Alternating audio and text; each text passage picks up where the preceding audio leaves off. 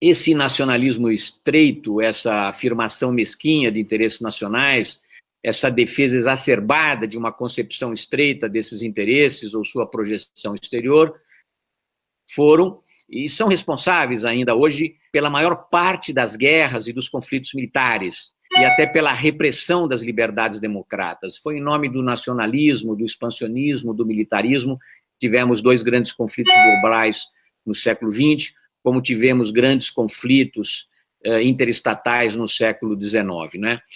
Em segundo lugar, dizer que, assim, que a globalização é que liberta as pessoas e que o nacionalismo é que criou as guerras. Não. Todo imperialismo é um projeto globalista, é um projeto expansionista, meu Deus do céu. Sempre foi assim. Ora, uma coisa é o nacionalismo, onde uma pequena nação defende a sua identidade, seus valores históricos, etc., quer perseverar nisso. Outra coisa é um projeto de expansão. Se você vai ver, tanto o nazifascismo quanto o comunismo foram projetos globalistas desde o início. Portanto, dizer, não, o globalismo é o bonzinho que liberta as pessoas. Mas, enfim, nós temos, então, um processo impessoal, que é o da globalização, ele é objetivo, ele é independente de outras forças políticas e sociais, pois a globalização ela é conduzida ao nível essencialmente micro, ou seja, por iniciativa de indivíduos e empresas, inventores, inovadores, empresários, aventureiros, missionários, intelectuais ou quaisquer outros atores de quaisquer países e de origens sociais muito diferentes. Esses indivíduos, essas empresas, transcendem as suas circunstâncias locais ou nacionais para projetar-se além fronteiras, mundialmente ou até universalmente, graças aos próprios instrumentos, processos e mecanismos criados, deliberadamente ou não, pela globalização, ou seja, os meios de comunicação, de informação, que ultrapassam hoje as barreiras nacionais, os limites fronteiriços, e eles são feitos basicamente por indivíduos privados, ou seja, inventores, inovadores, ou até entidades institucionais com objetivos universalistas, não é? Empresas multinacionais ou mesmo nacionais que transmitem, transferem, vendem, oferecem os mais diferentes tipos de bens e serviços, mas, sobretudo, oferecem ideias junto com esses bens e serviços, conceitos, propostas para uma maior integração entre as pessoas, entre as empresas, entre as instituições públicas e privadas. Essa é a globalização. E, em segundo lugar, existe uma falácia monstruosa de dizer que o globalismo e que os instrumentos técnicos criados para o globalismo são iniciativa de indivíduos. Ora, chamar a Microsoft ou a Apple de indivíduo, pelo amor de Deus, o que é isto? Não se faz uma coisa dessa. Antes de passar para a próxima pergunta. Eu só gostaria de acrescentar que eu tenho uma postura globalizadora, porque eu acho que a globalização é uma força positiva para povos, nações, para o progresso econômico, para a difusão de novas tecnologias, mas, sobretudo, para a difusão de ideias. Nós só estamos trocando ideias aqui, e talvez confrontando ideias, porque nós temos os instrumentos fornecidos pela globalização. Microsoft ou outras empresas não são indivíduos, elas são empresas, corporações, mas elas são criadas por indivíduos. São indivíduos que têm ideias quanto aos sistemas, quanto às inovações tecnológicas, quanto a todas as invenções, elas nascem do cérebro de indivíduos. Os indivíduos são os agentes primários da globalização, que depois são difundidos por redes corporativas, que se tornam mega nacionais, mega transnacionais, que depois são superadas por outras. Toda essa ideia de administração global, ela não surge de estados, ela surge de mega empresas, de grandes empresários, como, por exemplo, o próprio Cecil Rhodes. Agora, eu acho o seguinte, dizer que é a globalização que favorece o intercâmbio de ideias, isso é uma falácia monstruosa, porque a globalização implica também a centralização dos meios de comunicação nas mãos de pequenas empresas. Nos Estados Unidos, hoje, são 6 empresas que dominam todos os órgãos de comunicação. E elas impõem por toda parte onde o discurso uniforme, o discurso diversitário, uniforme e globalista.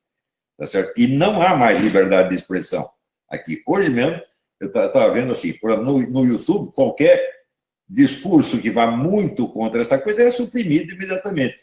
Você vê, outro dia, o presidente da Hungria fez um relatório mostrando os efeitos malignos da imigração em massa no seu país. Isso foi censurado pelo YouTube. Ora, o que é censurado pelo YouTube é censurado no mundo inteiro.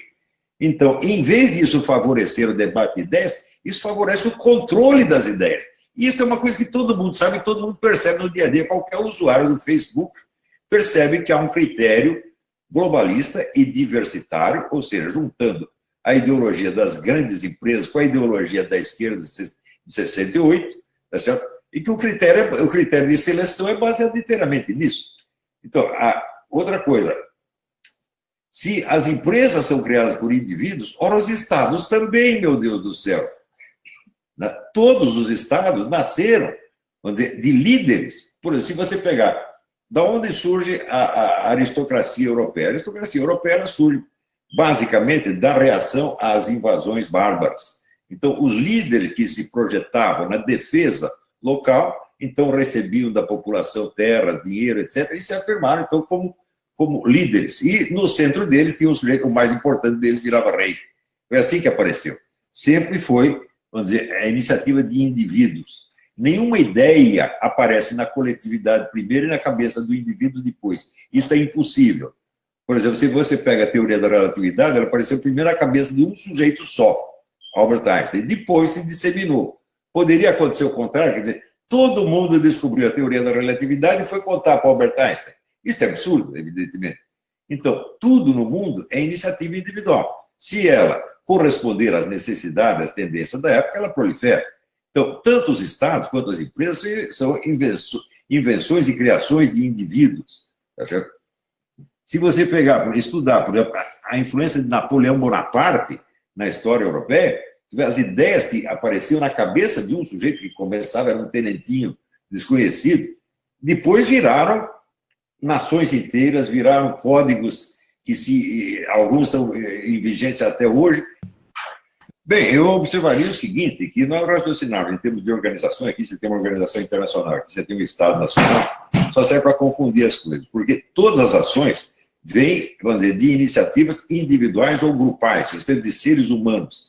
Esses seres humanos agem de acordo com as suas ideias, com as suas crenças, com a sua ideologia, por assim dizer. E se esta ideologia, como hoje em dia, é globalizada, é uniformizada no mundo inteiro, todas as pessoas vão agir no sentido globalista, a não ser que reajam contra isso de alguma maneira, tá certo? Mas dizer que os organismos internacionais dependem do Estado, e o Estado depende das pessoas que o governam. Se essa pessoa, como por exemplo o seu Barack Obama, tem uma mentalidade globalista e antinacional, o Estado, ele vai usar a máquina do Estado para dissolver o próprio Estado, que é exatamente o que ele fez. Tá certo? E como tem sido feito no Brasil. Se você pegar todas as iniciativas, por exemplo, na área de educação brasileira, todas vieram com modelo internacional e foram adotadas com resultados absolutamente catastróficos. Quer dizer, hoje os nossos estudantes são os mais burros do mundo, eles pegam os últimos lugares em todos os testes internacionais, abaixo de alunos da Zâmbia, da Serra Leoa. Tá certo? Isso vem do quê? Modelos globais implantados. Pelo quê? Pelo próprio Estado Nacional. Porque o Estado é uma abstração. Quem age não é o Estado, são as pessoas que o dominam, são as pessoas que governam. Assim, se as pessoas têm a sua mentalidade formada dentro da ideologia diversitária e globalista, elas vão agir em favor disto e não dos Estados nacionais. Em segundo lugar, esse negócio de opor globalismo, vamos dizer, às agressões imperialistas é um absurdo, porque todo imperialismo é globalista, por definição, todos eles têm planos globais. Não houve ninguém que fizesse uma guerra nacionalista só para permanecer dentro do seu território. Isso seria inteiramente absurdo. Quem luta para ficar dentro do seu território, para dominar apenas o seu território, é a nação agredida por um poder globalista, por um poder imperialista. Imperialismo é globalismo. Dizer, não, o culpado de tudo é o nacionalismo, e o globalismo é o bonzinho. Fala, não, o movimento comunista foi globalista desde o início. Ora, é só você ver que isso está em Karl Marx. A necessidade de unificar o mundo, vamos dizer, unificar o proletariado mundial e estabelecer um governo global, é óbvio, tanto que, quando eles viram que isso era muito difícil, isso na transição aí entre Lenin e Stalin, daí que eles inventaram a ideia do socialismo num só país. Isso tardiamente, porque o projeto globalista estava fazendo água. Mas não quer dizer que desistiram do projeto globalista, só adiaram.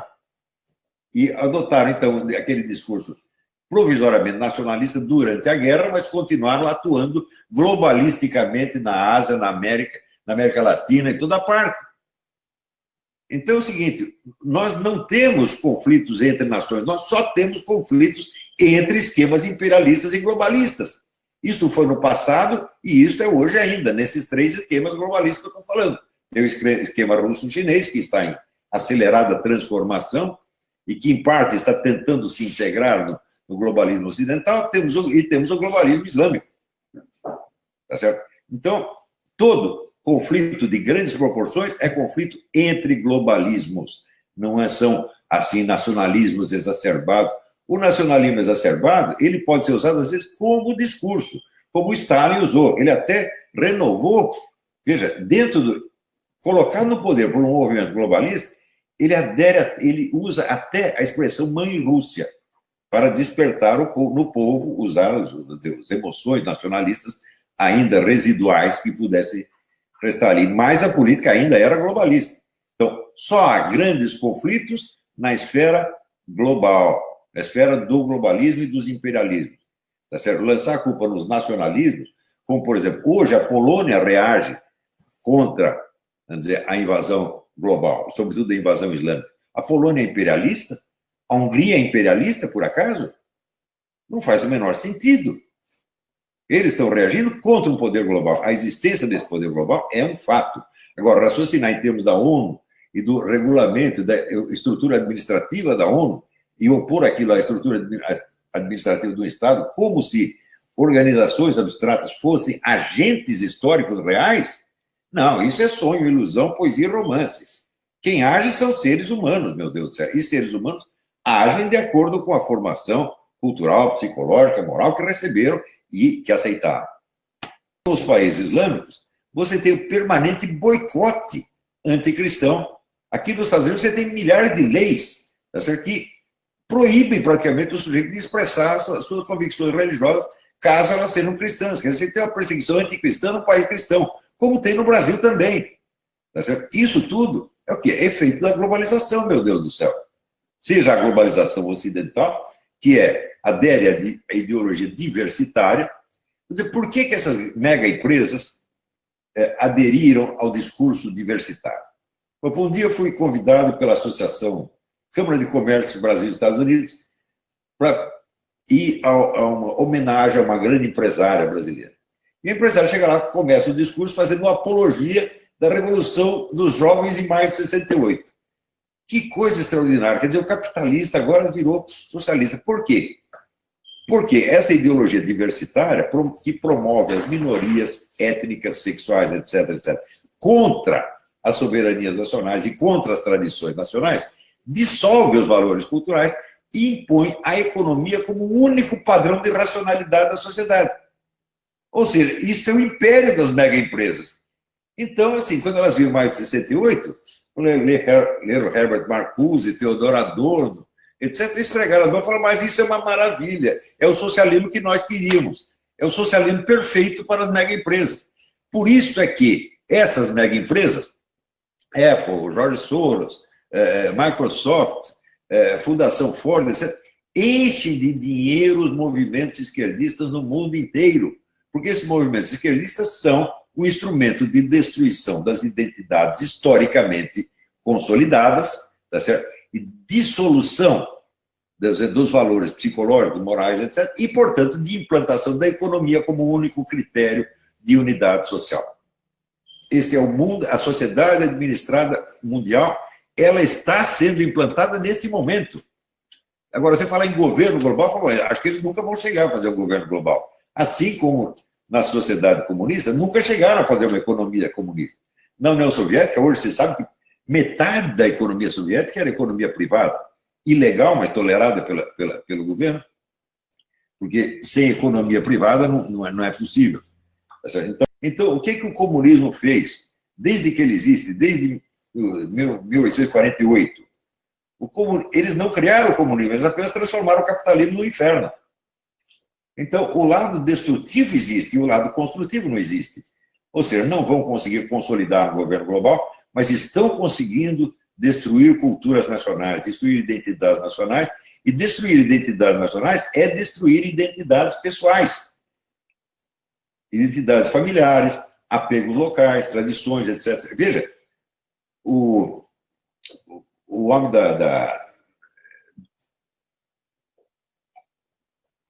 do Facebook, ele disse, declaração dele, ele disse: o meu plano é fazer com que o Facebook substitua todas as comunidades locais, as paróquias, as escolas, os clubes, e que o Facebook seja o único meio de intercomunicação mundial. Você sabe que isto aqui é globalismo?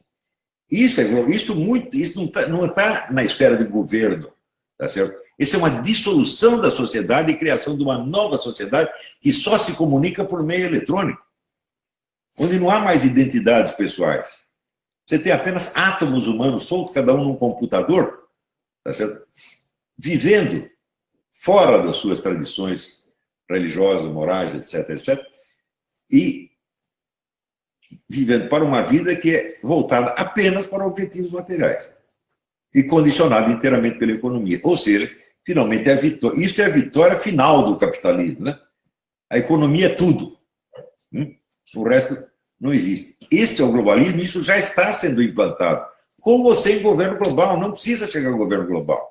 Então, eu digo, eles não vão construir governo global nenhum, mas vão destruir muita coisa pelo caminho, exatamente como o comunismo fez.